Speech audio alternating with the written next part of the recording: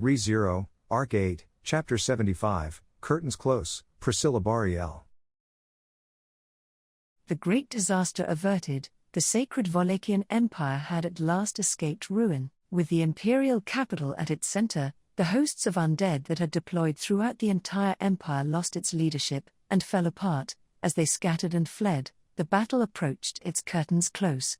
However, even though their commander, Sphinx, was no more, and the mana that had been provided to the sacrament of the immortal king by the stone had been severed, until they were granted death once more, the resurrected undead still struggled onward with the entirety of their new lives. Although the struggle against the great disaster had concluded in this manner, the scars it had been left behind would never disappear. It was quite possible that, from here on out within the Wallachian Empire, the undead that had managed to escape would frequently cause trouble. Even without that, even with the war itself having ended, everything that had been influenced by it would never truly be put right once and for all. Naturally, the towns and regions that had become war fronts, and the people and things that had become casualties, would all need to be verified so that they could be processed and returned to their pre-war state. And sadly, things such as heroic reveries were of no use to the post-war recovery. So, it's unexpectedly true that I've got nothing to do. What was that? Do you have complaints towards Minceself? It's not that I'm complaining, it's just, like, a strange feeling. As Subaru grumbled that out, walking alongside him was a beautiful woman, Priscilla, and he had carefully selected the words that he directed towards her profile. In response to Subaru's reply, she used a fan she held to cover her lips, a small humph slipping from her mouth. To that response, one he was well accustomed to, Subaru tilted his head in wonder as he walked alongside her. Presently, the place in which Subaru and Priscilla were walking together was within the walls of the fortified city of Gartla, the greatest fortress within the empire. Its ramparts had become extensively damaged by the advance of the undead hordes, with the citizenry and army unquestioningly working day and night to move forward the repair work.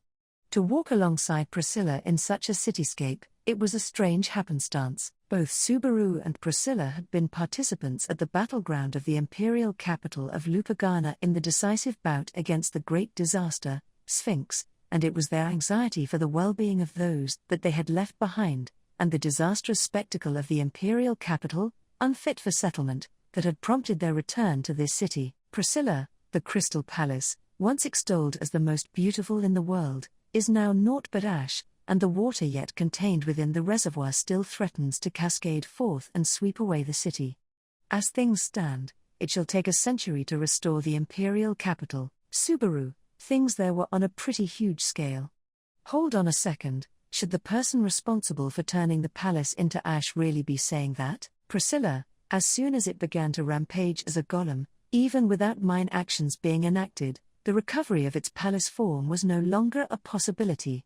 As such, mine self used it as a ceremonial flame to herald their send-off, for they had fully carried out the role of great disaster. Subaru, a ceremonial bonfire for Sphinx, Priscilla responded calmly, and as Subaru thought about the enemy, Sphinx, he cast his eyes downward. This was not something that anyone who participated in the battle against the great disaster could say, but at the very end, in order to activate the effects of Spiker's star eating, Subaru faced off against Sphinx directly. At that moment, Subaru and Sphinx had laid their souls bare to one another. That was probably why Subaru could not hate Sphinx, and regard her as evil from the bottom of his heart.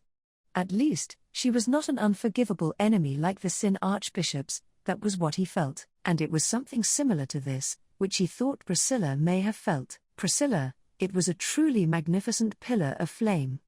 After all, it is truly elating to see something burn. Subaru, nah, what if it's just that you like to burn things? Priscilla, my, so noisy.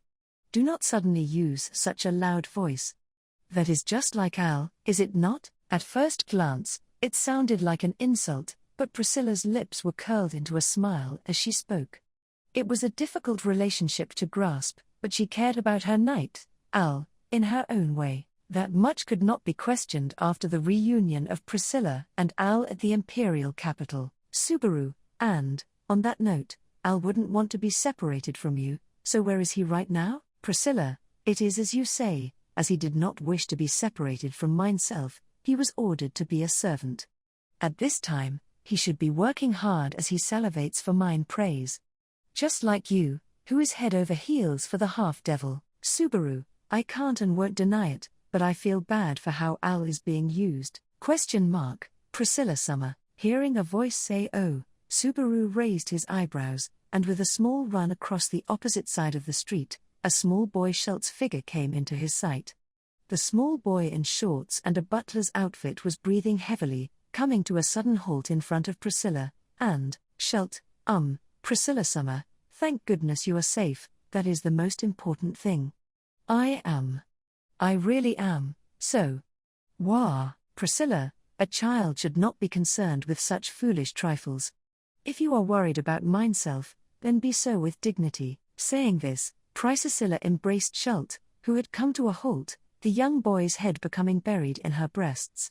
Rather than a metaphor, the statement that he was buried in her breasts was a fact, so it felt like looking at a difference in biological species rather than a difference in gender. Like Al, Schultz was one of Priscilla's servants, and he had been truly worried about her return from the imperial capital, his face turning red as he melted into her touch. In fact, for him to be this delighted at the return of the imperial capital group to rescue the Wallachian Empire from Destruction Squad, it had been worth hastening the dragon carriage for their return. Subaru, it was also worth it since as soon as I reunited with Batrash in this form, she immediately hit me. Schultz, Natsuki Summer, I was hoping that you could convey my thanks to Emily Summer.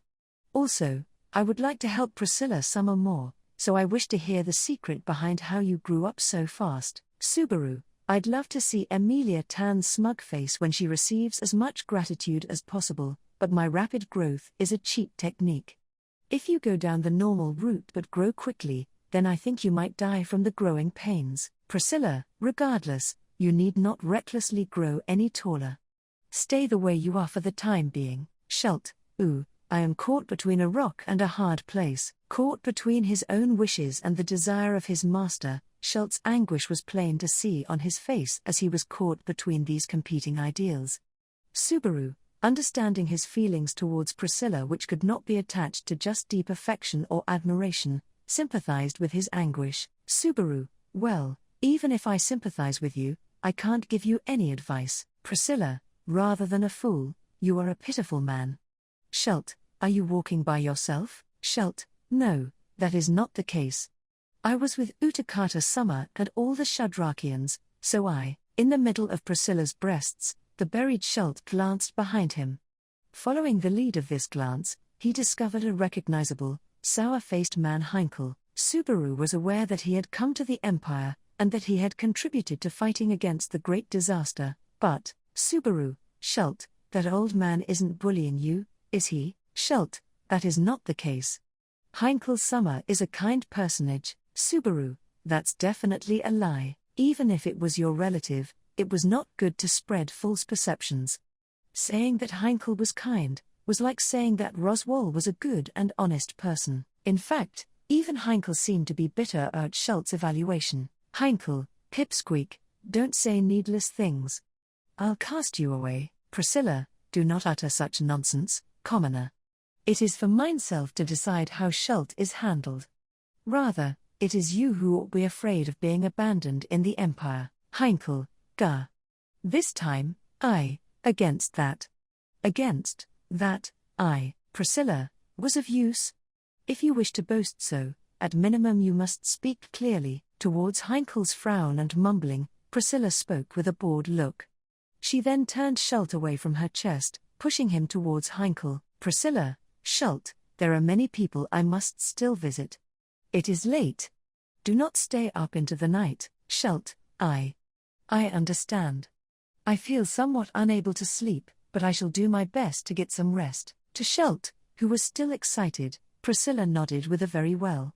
After that, she looked towards the one close to Schultz, towards Heinkel, who was unable to speak. Priscilla, it was a great service.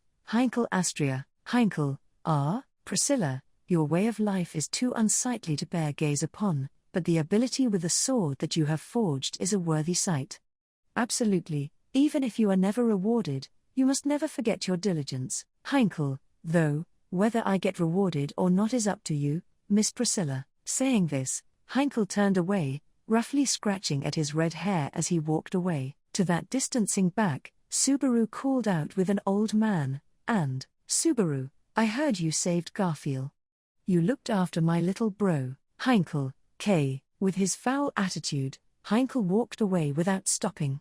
Schult bowed his head, hurriedly chasing after his back after seeing them off, while Subaru shrugged towards Priscilla. Subaru, you didn't give me a proper answer when I asked this before, but why are you with Reinhard's dad? Priscilla, there is no such person known as the father of another. It is a question I have no inclination to answer. Subaru, ugh.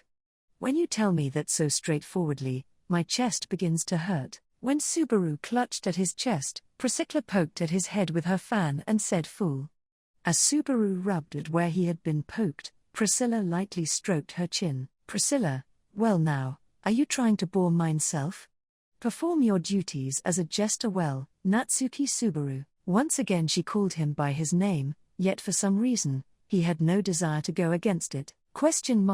Have the two of you come to engrave a frown onto my face while I am occupied? Thus asked Abel, brow as wrinkled as his words suggested, upon seeing Subaru and Priscilla arrive. This room in the great fortress, albeit not sophisticated enough to call an office, had served as Abel's workspace for a restless night of urgent planning in regards to post-war measures. A great shift in tone from having brandished the Yang sword along with Priscilla against the moving palace. Subaru, man, it's incredibly off-putting for you to be tough now.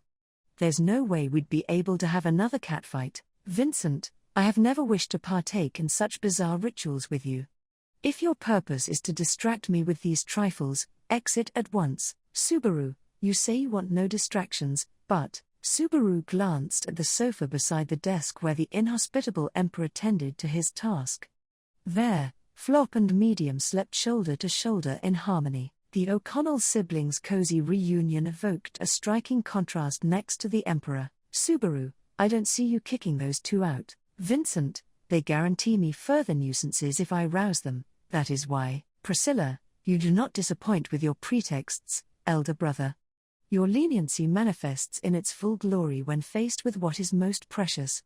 When you had allowed me to flee from the country, that too had been an act of love. Abel was silenced by Priscilla's calm words, spoken as she fanned her face, that could have been interpreted as a silence that would have emerged no matter what had been said, a silence that had emerged precisely because the words had hit the mark, or even both. Subaru, you Siscon Emperor. Vincent, albeit I know not the meaning, I presume that those words of yours are the height of irreverence. Priscilla, cease with the empty threats. Due to the great disaster on this occasion, the Empire has forged far too many debts towards the kingdom and the city-states. Especially towards the camp of Natsuki Subaru's bunch, is that not so? Subaru, Priscilla. It's not my camp, it's Emilia Tan's. It was a rare follow-up on the part of Priscilla, but he had to firmly correct her on an important part. Priscilla returned, you are quite well trained. With an expression slightly taken aback, and Abel silently massaged his brow with his fingers. Whoa, uttered Subaru when he witnessed Abel proceed to close both eyes. Vincent, what is the matter, Natsuki Subaru? Do you intend to pile up even more irreverence towards me? Subaru, nah, not this time. Not like I want trouble with you, and since you're busy, I should just leave. Pouting his lips, Subaru did not point out the fact which he had noticed. He did not think Abel to be unaware of it, either. That was because the reason and impetus for that change had occurred in a definite form, and it seemed that Subaru was not the only one who considered that a pleasant change. Vincent, I extend that to you, Priscilla. I have many matters due, Priscilla, so you put the Empire above your dear sister? With a decade past, have the scales within yourself finally come to a settlement, elder brother? If that is so, Vincent, what? As Priscilla cut off her words, Abel made a slight frown. In front of Abel, Priscilla pinched the hem of her dress, and gave a deep bow where she stood, and then, Priscilla, 77th Emperor of the Sacred Wallachian Empire, Your Excellency Vincent Wallachia. From the bottom of mine heart, I celebrate your ascendance to the throne. Vincent, Priscilla, to the utmost, laboriously endeavor to lead the pack of sword wolves. For the time being, the days bereft of respite shall only continue, delivering words of congratulations with a serious expression, and then a warning with a bold smile. Priscilla spoke to her elder brother.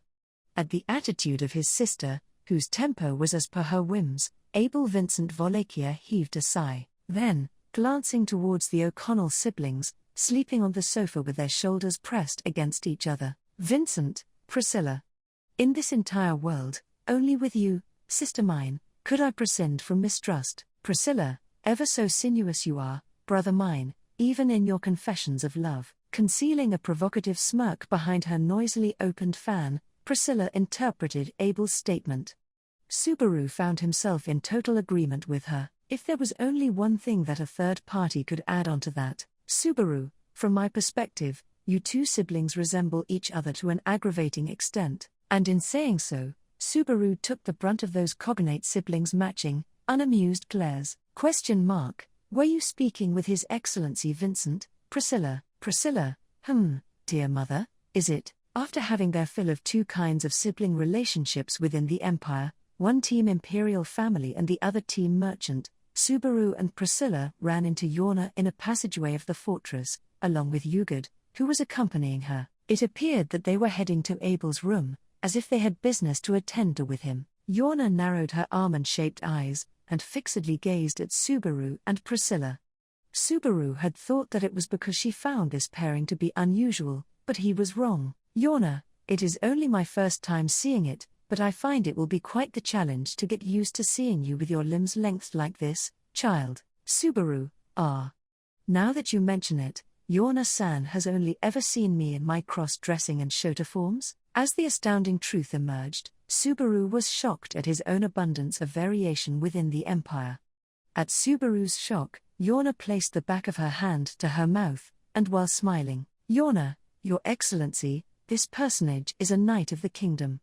Until just the other day, he had been shrunken down to the form of a child, and during our first meeting together, he was in the form of a beautiful lady. Ugod, For mine star to sanction such an appraisal of beauty in thyself, I shan't say that mine interest hath not been piqued. Subaru, no, not at all, please stop with that kind of stuff.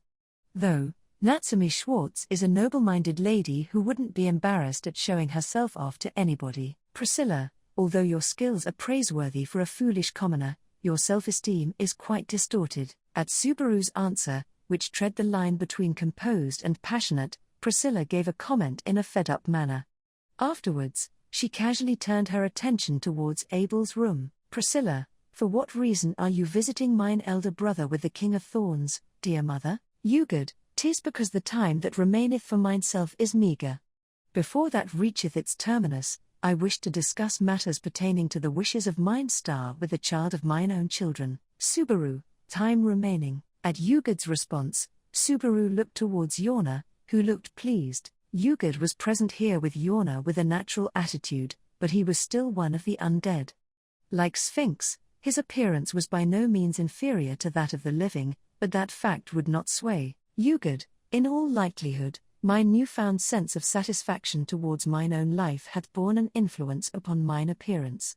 As for myself, rather than sharing in an embrace with mine star via a body in which heat doth not flow, this is much preferable. Priscilla, albeit it may be a linkage of soul rather than blood, you unashamedly boast of your love towards a mother right before her daughter.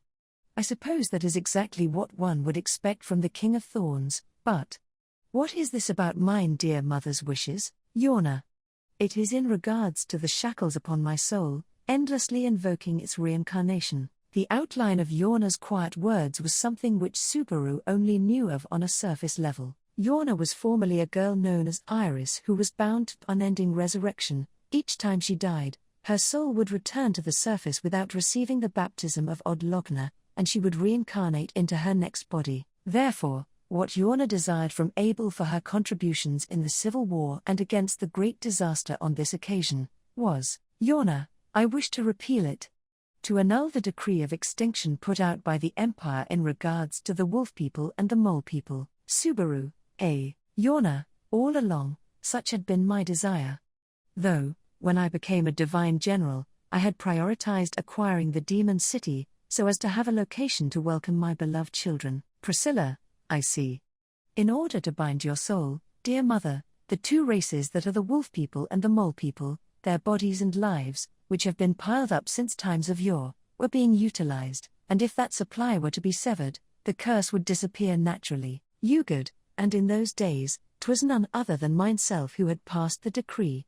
If a request cometh from mine mouth to the emperor of the current age, matters shall be settled with no harm befalling the honor of mine star and the child of mine own children. Saying that, Good turned a tender gaze towards Yorna, who was hugging his arm. In that moment, Subaru understood that deep within the eyes of the King of Thorns' invariant expression, there were smoldering sentiments of shame and remorse that had spanned many years. Iris and the King of Thorns, within the tale recited in this world since times of old, he did not know just what sort of drama had occurred between him and her. However, supposing it had ended in tragedy, this was its after-story. Subaru, in that case, I think it's good so long as you at least have an epilogue with a nice aftertaste. Priscilla, then we are of differing opinions.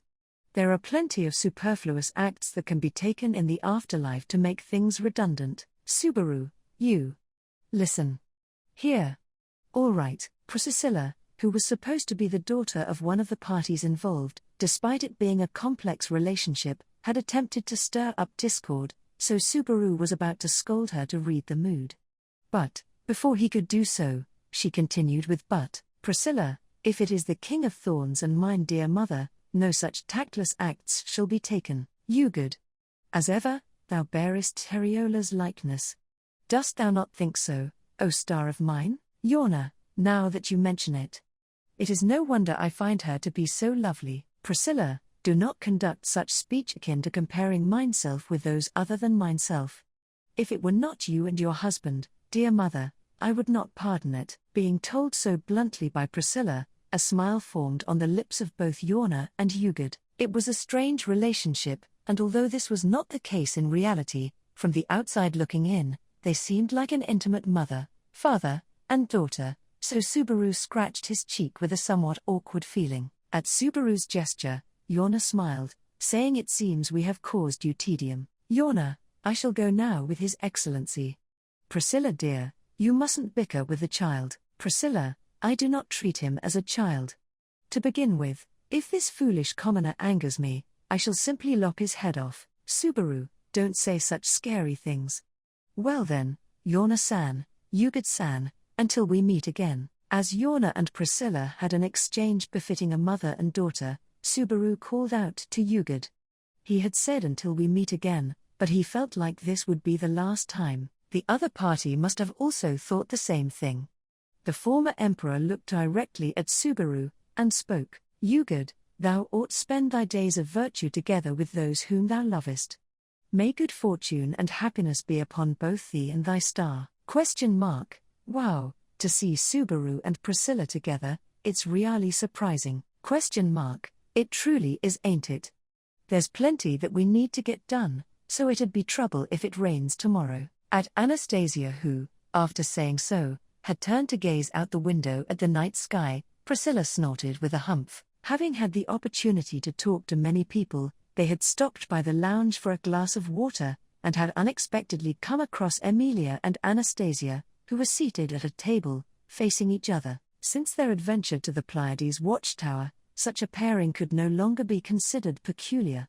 Rather, like how Emilia was surprised, it was much more surprising that Subaru was with Priscilla. In any case, what was this pair with different roles, one the brains and the other the brawn, doing here? Emilia, well, actually, Otto-kun scolded me, saying I shouldn't work anymore today. Anastasia, first of all, it ain't all that good for us to be meddling in the Empire's post-war proceedings now, is it? So I thought, why not chat a bit before we rest? And what do you know, Emilia-san's been bragging about Natsuki-kun non-stop. Subaru, talking about me? Emilia-tan has. Lemme hear. Hearing of some intriguing girl talk, Subaru leaned forward.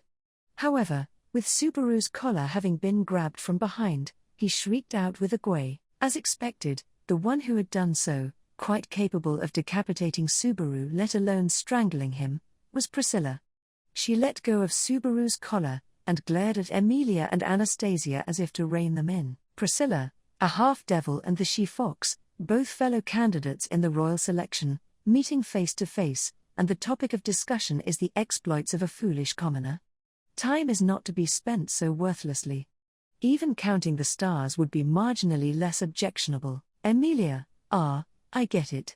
When I was alone in the forest, I would sometimes do that to pass the time. Anastasia, as for me, I've spent long hours counting the money I've saved up. Subaru, hey, it's not good to let the topic of conversation veer off like that because of Priscilla's thoughtless words. To say that one should be counting stars instead was a rash comment on a level of telling them to just give up on everything and just go to sleep. Of course, if it were the stars, Subaru could spend countless hours searching for constellations, but that was beside the point. As he tried to prevent that retort from rapidly spreading the conversation into the realm of the night sky, Emilia suddenly laughed with a hee-hee. Emilia, still, it feels really strange, doesn't it? Me, Anastasia-san and Priscilla-san, we're all candidates for the royal throne, and yet all of us are in the empire like so. Anastasia, if only Natsuki-kun hadn't been so careless as to be sent away from the tower, none of this would have happened. Subaru, that was beyond my control. Besides, if I hadn't been sent away, the empire would likely have been destroyed, although in no way did it make up for the event that started it all. Considering the scale of the great disaster, those words had not been far from the truth. It was not to say that he had liked being sent away, but that it had served a purpose. But then again, Priscilla would likely snicker and scoff at such a reasoning. Priscilla, indeed that is so. Without you lot, the history of the empire would have come to an end yesterday. Subaru, wah. Emilia, huh? Anastasia, oh? Priscilla, no need to gasp like fools. It was but a statement of an obvious fact. That was all there was to it, was what Priscilla had said, but the fact that it was her who had said it had surprised Subaru and the others. At those unexpected words from Priscilla, Anastasia chuckled, saying, "What's this now? Anastasia, how darn surprising. Didn't think you'd be so upfront and admit that we helped you." Priscilla, do not misunderstand. In the first place, the empire was Prisca Benedict's homeland, and thus is no longer the homeland of mineself. The responsibility for the survival of the empire rests upon the emperor and the army that bows to him. Anastasia had only just thought so, but there she is.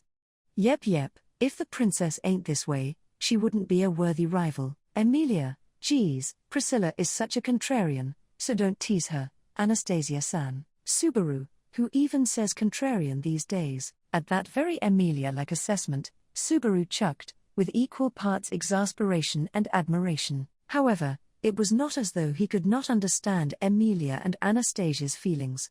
Previously, Priscilla had been such an unknown entity to Subaru, like an alien creature he could not fathom, and although he had acknowledged her strength and insight, the nature of her humanity seemed like that of a carnivorous beast that could not be reasoned with. That impression he held of Priscilla, he felt it had changed a lot over these past few days in the Empire. Subaru, right now, just like Emilia Tan and Anastasia-san, as well as Crush-san and Felt, I can recognize Priscilla as a royal selection candidate well. Priscilla, for what reason would I be in need of your recognition? Watch your mouth, foolish commoner. Emilia, there you go again with that harsh way of speaking. But, we also had briefly spoken about that. Right? Emilia had clasped her hands before her chest, and Anastasia, whom she had called out to, smiled softly. Anastasia, you know, that whole thing at Priscilla? At the time, I hadn't invited the princess over 'cause I felt there wasn't a reason to, but, Emilia, then next time, let's invite Priscilla too. Especially since she's a royal candidate, like us. Priscilla, foolish commoner, it seems your master is unaware of what sort of event the royal selection even is. Subaru, she's cute, isn't she? Behold, my angel, although a vacation was not the intention behind the meeting of the candidates in Priscilla, from the way Emilia would see it, she must have felt bad about Priscilla seemingly having been excluded from the gathering. That said, rather than a situation where the witch cult goes on a rampage, a vacation would be much better. Subaru, if it does come to that, Let's go someplace where we can have a swimsuit vacation next time. Anastasia, about his desires, ain't Natsuki kinda straightforward child? Well, not like I ain't gonna consider it. Of course, if the princess says she's fine with not being invited, we ain't gonna invite her, right? Emilia, Priscilla, what do you think? Anastasia had been provocative, while Emilia was timid like a small animal. As expected, at the invitation from the two beautiful girls who were also royal candidates, Priscilla shrugged her shoulders. Priscilla, do as you please. If it shall amuse, then very well, if not, 'tis poor. No reason in particular for myself to refuse. Emilia, Yes, let's do that. We're all in a difficult position, and we all have very many things that worry us, but I don't see any reason why we all can't get along. Anastasia, whenever Emilia sounds involved, everything's all mellow, it's a bit troublesome. Priscilla's answer could not be taken as being enthusiastic, but the way Emilia had taken it made it sound like she had been chomping at the bit, and Subaru nodded in agreement with Anastasia's thoughts. Priscilla as well, seemingly not bothering to correct her, looked up at the night sky. Priscilla, a lass from the slums and a duchess, as well as she fox of the city-states and an amethyst-eyed half-devil. Emilia, Priscilla, 'tis no matter of significance. I merely had the thought that, when listed out like so, it sounds akin to characters starring in a poorly penned tale. Subaru, that poorly penned was unnecessary. In the first place, I don't think you're in any position to talk. Priscilla, basking in the wind, held the position of a supposedly deceased princess of the empire. As for a title that could spice up the story, hers was more than flashy enough. After responding in that way, fearing his words might have truly angered Priscilla, Subaru's heart had lurched. However, that was a needless fear, nay, it was far from a needless fear. Priscilla, no doubt about that. Saying so, Priscilla brought the tip of her fan to her lips and laughed. Just like a girl in the midst of chatting with her friends, she laughed in a relaxed manner. Somehow losing the chance to part ways, Subaru continued to walk around with Priscilla through the fortified city. Subaru had worked far too hard today, by his own admission, and the same could be said for Priscilla and the many others who continued to move energetically around the city. Of course, most of them, like Subaru, were probably in too high spirits to sleep. Subaru, don't tell me that they're all undead who don't know what it means to be tired. ? What stupid things are you talking about? Subaru, whoa, in a daze, he looked out over the stone walkway to the cityscape below, where his comments were overheard by the people passing by. Moreover, someone whom he did not want to overhear him glaring at Subaru was Rem. With a pail of water in her hands, Rem seemed to be one of the people who could not sleep either. Subaru, so, are you still assisting in treating the injured? I know you're working hard, but working too hard isn't good either. You should learn from Nay Summer, who takes a rest as soon as she gets tired. Rem, I could say the same for you. No, rather, if you don't have work to do, isn't it your job to return to your room and quietly rest? Subaru, what a shrewd argument.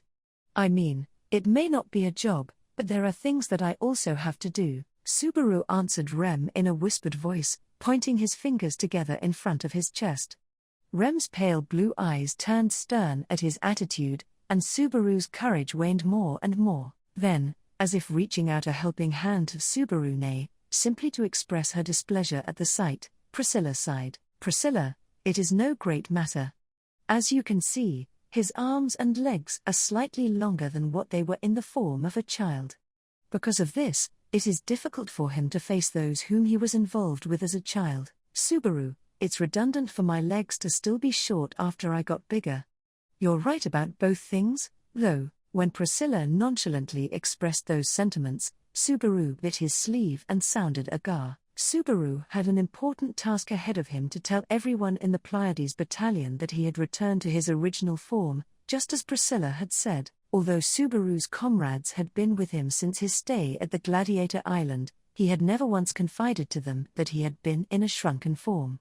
In fact, he had never revealed the truth about being the illegitimate child of Abel, the emperor, which meant that he had been lying all this time. Subaru, if I reveal it and everyone despises me, I'll never recover.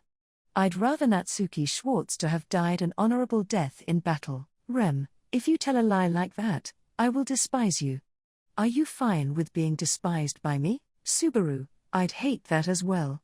I wouldn't be able to live if you hated me, Rem. Subaru whined as his heart was battered between Rem at the front gate and his battalion at the rear gate. Rem sighed at the situation and suddenly noticed Priscilla's gaze on her. Priscilla, with arms crossed to emphasize her breasts, called out Rem to her. Priscilla, your expression has changed during our time apart. The healing magic that had caused you such anguish seems to be of some use. Rem, yes, I have had many opportunities to practice what you told me, Priscilla-san. Also, thank you. That gentle fire that shared your strength with all of us after the star was shot down. That was something from Priscilla-san, right? Priscilla, What makes you believe that, Rem? It's intuition. Maybe it's because of the time I spent with you, Priscilla-san, even if it was only for a short time. Pulling the water pail closer to her chest, Rem replied to Priscilla. Rem's smile was full of confidence, despite her words, and Priscilla also smiled when she saw it. Priscilla, very well. It seems that your heart of diamond has been pierced. I deliver mine praise, Subaru. Well, Rem, actually, when the city was in danger, that star thing, it was me and Biko who shot it down. What do you think about that? Well, Rem, Subaru, I'm sorry for butting in. I apologize, so please just praise Biko later. Wanting to be praised as much as Priscilla did, Rem gave him a scornful glare. Subaru was reluctant to back down, but Priscilla had a point. Rem seemed to stand tall now, to the point that the expression heart of diamond was apt.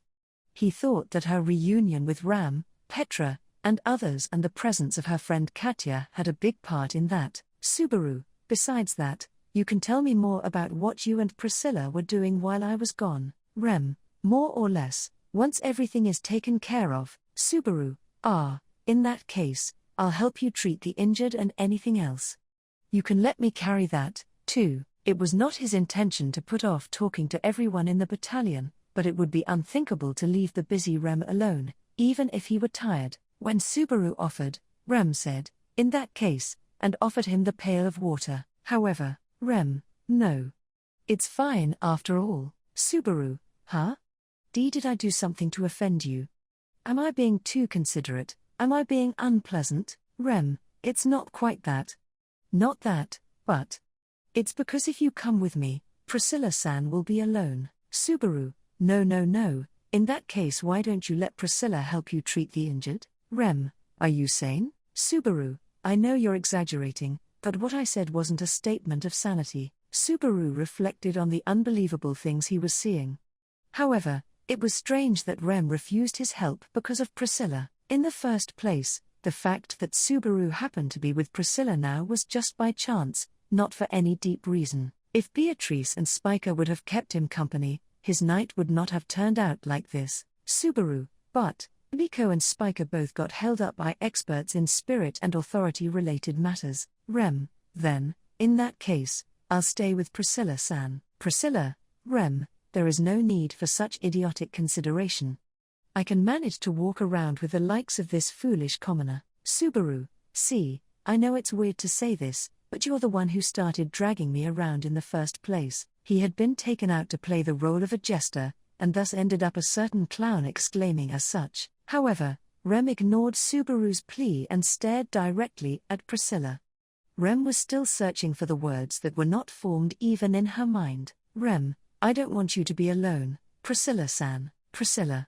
So that was your answer that emerged after some time? You are a girl who does not understand. Rem, but now, this pain in my chest, it doesn't hurt anymore, thanks to you. Rem's response was something that Subaru did not understand. Perhaps it was part of an exchange between Rem and Priscilla that Subaru did not know about. Upon receiving it, Priscilla paused for a beat, gave a small snort, and, Priscilla, strive well, Rem. O daughter of the Oni. For there are roles that only you can carry out, wishes that only you can grant, and a future that only you can achieve, Rem. Priscilla-san? Priscilla, come, foolish commoner. Since Rem requested it, I shall take you with me especially. Subaru, I'm not really satisfied with that, but, where to? Ignoring Subaru's convenience with dignity, Priscilla indicated the outside of the corridor with her fan. It was not the view below that Subaru had seen, nor the starry night sky, but something in between the walls. The city walls were all damaged in the siege, though fortunately, they had retained their original form. However, they did not seem to be a place where anyone or anything was to be found. Priscilla, Rem, follow thy own heart. For although your heart may ripple, those ripples shall never be unseemly. Rem, thank you. After indicating their destination, Rem and Priscilla once again spoke of something Subaru did not understand. However, Rem's calm expression gave Subaru no reason to dig any deeper. It appeared that people had finished clearing out, as there were not even any soldiers keeping watch atop the ramparts, taking into account that the battle against the Great Disaster had just recently reached its finale, as well as the fact that the undead had yet to be fully exterminated. The decision seemed to be more than a tiny bit incautious. Then, it boils down to who in the world's got the guts to go against the princess's orders. Greeting Subaru and Princess as such, Al sat atop the empty rampart, his legs crossed. Next to him was what appeared to be an expensive bottle of alcohol, and 2 glasses. Subaru, you got drunk to celebrate us winning the war? Al, don't be stupid, no way I'd start without the princess. That said, I didn't think you'd be with her, bro. Ain't that, like, a super rare pairing? Subaru, everyone we've come across has been saying that. It's been pretty darn embarrassing this whole time. Al had proclaimed himself to not be inebriated, however, the tone of his voice was lively. Rather than due to the alcohol's effects, perhaps he was slightly intoxicated due to the afterglow of their victory. As a matter of fact, while walking around town with Priscilla, Subaru had also felt that quite keenly. Subaru, it's not just that everyone's got something to do, but they also really don't want to let this be just a dream. Al, quite the poet now, bro. But, I guess you don't know. It's more like, oh morning, please don't arrive yet, everyone, rather than harboring the negative thought of going to sleep while holding the fear that their triumph would be naught but a dream upon waking up, probably held feelings more in line with wishing for the day of the victory that all of them had come together to seize to not come to an end. As Subaru and Al shared in that sentimentality before daybreak, the backs of their heads were suddenly tapped by a folding fan. As both screamed out Jen in unison and turned around, they crossed gazes with Priscilla's look of dumbfoundment. Priscilla, a clown and a commoner have gathered, discussing naught but foolish matters. More importantly, Al, have you procured what I sought in accordance with mine instructions? Al, oh yeah, you don't gotta worry. I requested that old Prime Minister Geezer to clear the guards from the wall, and got some alcohol from the pretty High Countess. This booze, man, it's pricey, probably make my eyeballs pop out of my head if I happen to see what it is. Subaru, I get you. The label and antiquity of the bottle give a sense of its price. I don't drink alcohol, though. Al, I get you. The box it was kept in did a really good job. I also don't really drink, though. As companions in their ignorance of alcohol, Subaru and Al amused themselves by pointing several things out.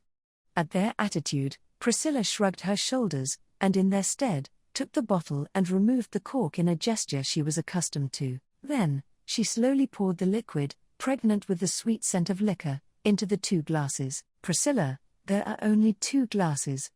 You two ought to share a single one. Al, I was sorta hoping for an indirect kiss with the princess if possible, but pardon me, I apologize. I'll shut up. Al backed down dejectedly, but Subaru, being someone who understood the feelings of wanting to make teasing remarks, did not blame him. In any case, as Priscilla placed her own glass to her lips, Subaru, who was to her side, hesitated for a moment, and then placed his lips to the glass he had been given. Al, whoa, underage drinking. Subaru, it's legal in this world. Gayaf gark, the liquor flowed onto his tongue, and the instant on which the scent passed through his nostrils and throat, Subaru choked up. As Al burst out laughing wahaha at that, he too took the glass from Subaru and sipped the alcohol. Using the hand holding the glass to lift the jaw of the helmet, he poured the liquor in through the gap, and then, Al, Gayaf gau balu, Subaru, aren't you choking up more than I am? Pull yourself together, fully fledged of age drinker. Priscilla, you both are causing a racket. That defeated witch ought to be bemoaning, you do not even know what fine liquor is. Subaru, I'm getting some confusing feelings of guilt, please stop. There was no way Sphinx would ever say apology, required due to something like being unable to taste the high-grade alcohol of victory, but Subaru was disheartened due to feeling like she would. In the end, as Subaru and Al shared their alcohol little by little, Priscilla finished emptying half of the bottle by herself. Specifically how strong it was unknown, but for someone who had drunk that much alcohol, and alcohol that did feel quite strong at that, Priscilla's face was as if it was nothing at all. Al, the princess being a heavy drinker, right in line with her image, ain't it? To the somewhat prideful Al, Subaru did not respond that such was exactly the case. And, once the glass that Subaru and Al had been responsible for was emptied, Priscilla, as if deciding that this was the time to do something. Priscilla, dawn is nigh. I am a tad amused. Al, accompany mineself. Al, Kehoe. Huh? Accompany you, what to you? You, declaring so, Priscilla put aside the half-emptied bottle of alcohol onto the handrail, took Al's hand to help him stand up, and beckoned him to the middle of the wall's top. Pulling the perplexed Al towards herself, she smiled at Subaru, who was gazing in wonder at what was happening. Priscilla, Natsuki Subaru, sing. Subaru, that's way too unreasonable of a request. Priscilla, your tongue ought to have been moistened by such high-quality liquor. Well, I shall just tell Rem in case you are of no use. Subaru, damn coward. Fine. Finding himself in a development against his will, Subaru folded his arms, and constructed a set list within his mind. As he did so, Al stared deeply into Priscilla's eyes. Al, princess, I'm lacking one arm, you know. Priscilla, so what of it? You have 2 legs and loyalty pledged to mineself. Let us begin. It was not as though that had been the signal, yet Priscilla's words overlapped with the first bar of melody. Subaru. What Subaru had chosen was not a hit song hailing from his original world, but one rooted in this other world, a tune that also happened to be a favorite of Subaru's. The Sword Demon love ballad was a bit too long, and he would probably start crying while singing it. So, the song Subaru had chosen was Subaru, Sky That Transcends the Light of Dawn. Slowly, the night over the Wallachian Empire would come to a close, and, pushing aside a yesterday speckled with stars, a new today boisterously dawned near. As a song that blessed that phenomenon, this was an absolute favorite of favorites among the tunes Subaru had heard in this world. Subaru, Fu, devoid of any instrumentation, the only thing producing sound was Subaru's a cappella singing. When compared with the bard Liliana, who made music her livelihood, he fell well short. Yet that which served as the greatest praise towards Subaru as he sang, was Priscilla's response of dance. Priscilla, there, dance your heart out, Al. Do not bore mineself, Al, shit. Now I'm in trouble. Bro. Turn up the beat. While listening to Subaru's singing voice, Priscilla and Al danced all around the rampart. Priscilla's dance was gorgeous, though she would likely become incensed were Subaru to say it. Her dance was selfsame to the one performed by Abel back in Garrel with the purpose of seducing Zika. Al's awkward moves somewhat appeared to be those of a dance one would see at a lantern festival. Though lacking skill, it was fun to watch him. More than anything, it was clear that both Priscilla and Al, that master and servant both, were enjoying themselves. Subaru was supposed to have been doing this reluctantly, but before he realized, he was singing with a smile on his face. Sky That Transcends the Light of Dawn, a song that sang about an inevitable dawn, a blessing upon a world born anew after being scorched by its brilliance, a song that was, in a sense, quite fitting for Wallachia, a nation ruled by flame. And, Priscilla, who lived like a flame, was a woman most alike Wallachia. Priscilla, ignorant as to how to end the song, he ended up repeating it, repeating twice, thrice even. As he sang, the dance between the two began to flow smoothly, and he lost the cue to bring it to its conclusion once more. Thus it repeated. As they were all enjoying themselves in that manner, the real morning sun began to softly illuminate the rampart. He had some alcohol in his system, and yesterday, he had worked far too hard. Definitely, once he did go to sleep today, he would be incapable of waking up. Amidst the gleaming dazzle of the morning sun, Priscilla looked awfully bright as she danced with Al. Al, princess. A sudden, an oh-so-sudden utterance came from Al. Subaru. Just priorly, the utterance would have been permeated with the high spirits he held no pretensions of hiding, with the yearning he held no capability of hiding.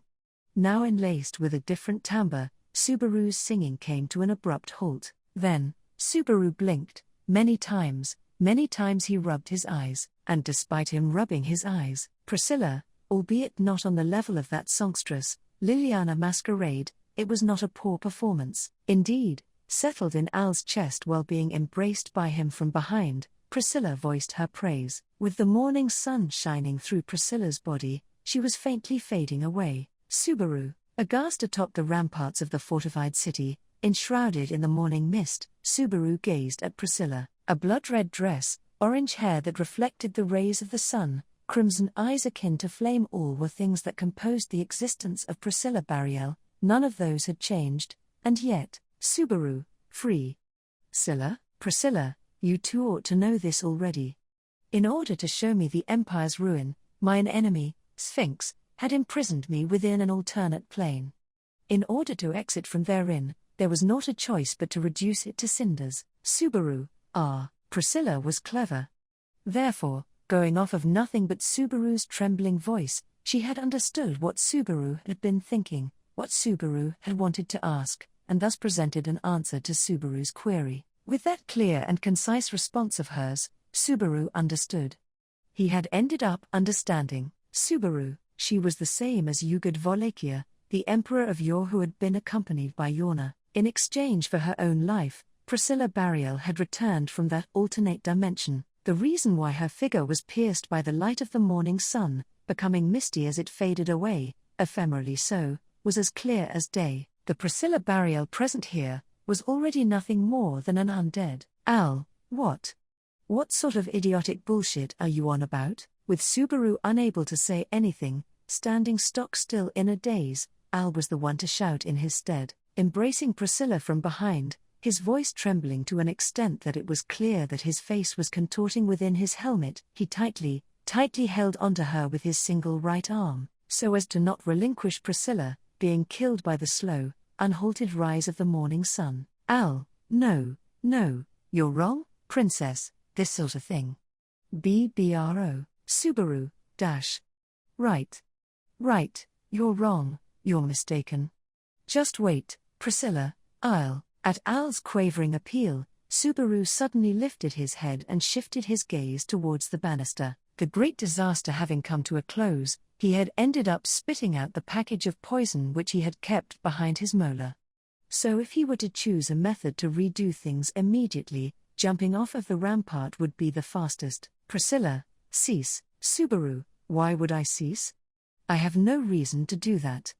This sort of thing, for me. Priscilla, cease. Natsuki Subaru. Just as he was about to jump over the railing, throwing himself over the edge, Subaru was held back by a voice. But, paying no heed to that, Subaru had fully settled his mind to proceed, to challenge the great disaster once more. And despite that, Priscilla, the authorities held by yourself and Al may possess the power to warp even the laws of fate. But, you ought to remember this. Regardless of what use you make of your powers and prayers, there are some who desire that things remain unchanged. Subaru, what? What the hell do you think you're saying? This isn't the time for that. Right now I need to. Priscilla, Natsuki Subaru. As Subaru grit his teeth, the nails of his hands upon the railing chipped off, blood streaming down. He ought to just ignore everything and anything that Priscilla was saying, and jump.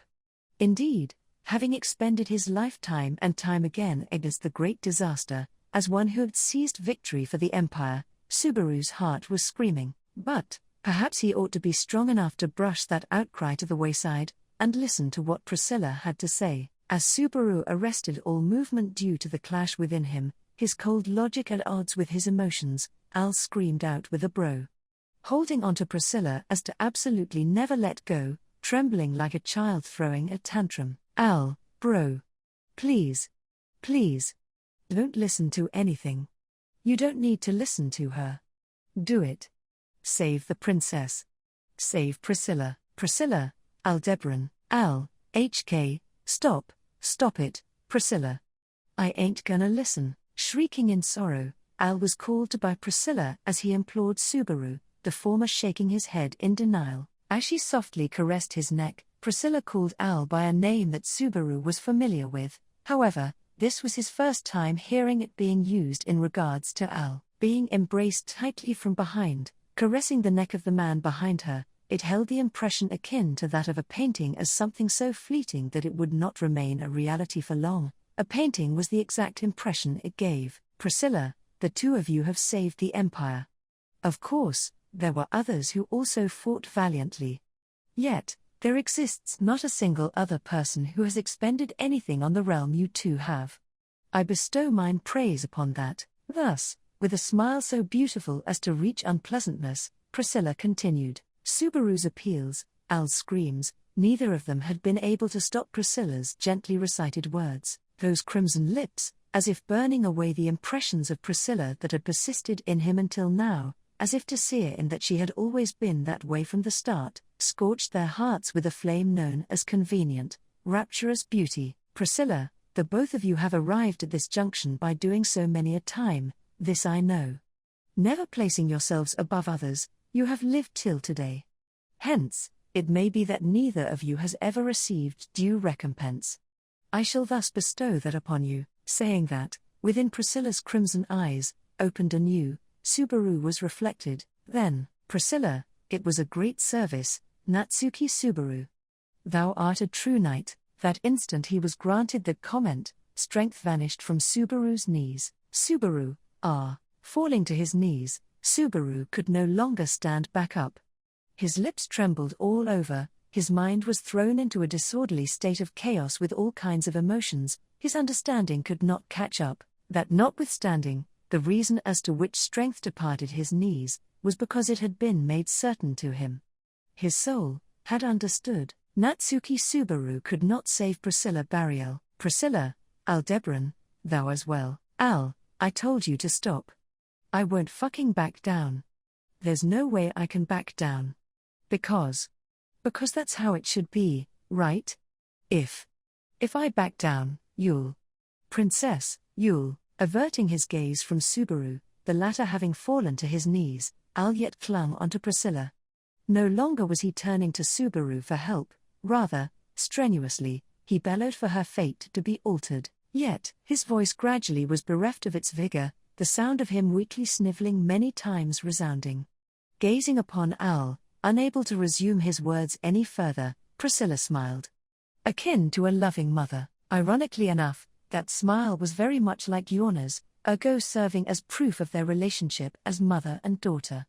Then, as if soothing her own weeping child, Priscilla spoke. Priscilla, well, what am I to do about the likes of a grown man bawling at me like a child? Al, HK, Priscilla, ha ha ha, there, I can hear it, thy crying, grovelling voice saying thou want mineself to be thy bride. Al, MHM, at the laughing Priscilla's sentence, in a hoarse voice Al replied, and nodded. As he did, embracing Priscilla's frame even more tightly, as to not let go of that which already was difficult to let go of, he confessed, that was, undoubtedly, that was, Al, MHM, please be mine, princess. My princess, that was, regardless of what was said by anybody else, a confession of love indisputable. With all of the affection packed into his body, the man conveyed his love in its entirety to the woman within his arm. Receiving that, Priscilla's crimson eyes flickered. Priscilla, look at that, it is mine victory again. Having made him declare it, the nature of Priscilla's smile altered, morphing into that which was habitual. This was Priscilla Barielle, a triumphant expression brimming with confidence and pride, the lack of any hesitation to declare all things in this world as her own, a beauty who painted the very picture of arrogance, her radiance scorching the eyes of all, the sun princess whose presence could not help but make itself known to others. Priscilla, you had best remember this, you who have decided to carry heroic reveries upon your backs, possessing the means to defy predetermined fate. Priscilla, from here on, you shall bear the wounds of many, share in their pain, sniveling tears in their stead. However, many of those you are to happen across shan't be virtuous. They shan't even be upright.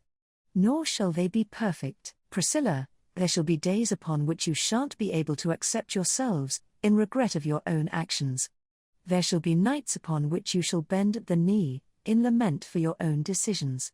There shall be mornings upon which you shan't be able to raise your visage, in opposition to your own wishes. Priscilla, the unlovable sides to those you love, the lovable sides to those you cannot love, many a time shall you witness those, and end up treading the selfsame missteps. And on those occasions, do remember, Priscilla, that you both were praised by the perfect woman known as myself, known as Priscilla Barielle. As Priscilla voiced thus, neither Subaru nor Al could take their eyes off of her. Atop the ramparts where none else were present, both presented as the most important individuals in the battle against the great disaster, they could not avert their eyes from the woman who smiled without a trace of regret as she grew ever misty. Since they could not avert their eyes, they witnessed it true. The sight of Priscilla's existence dissolving into light, and, at the terminus, Priscilla, the world is truly so beautiful. Henceforth the world is made for mine convenience. No falsehood in those words. The figure of the woman who was loved by the world, and returned said love to the world to an even greater degree, faded, extolled as the Sun Princess, having lived her life in a manner becoming of a flame, was Priscilla Barielle. Amongst the candidates for the Kingdom of Lagunica's royal selection to decide the next monarch, she was the first to drop out.